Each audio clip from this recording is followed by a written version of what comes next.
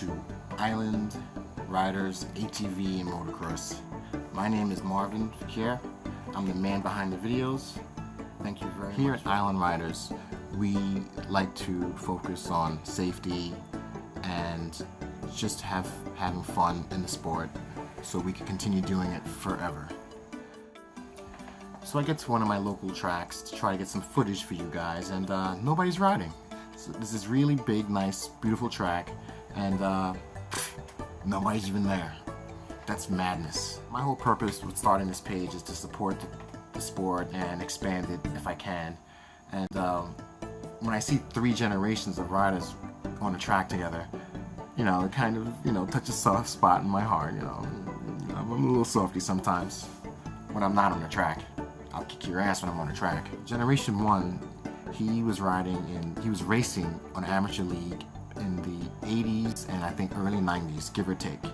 And so he raced during the Bob Hanna era, the Ricky Johnson era, the Jeff Ward era. Shout out to all those guys. Jeff Ward, Ricky Johnson, Bob Hanna. I love you guys. You're the reason why I started this. Second generation, I believe in the 2000s, he was saying.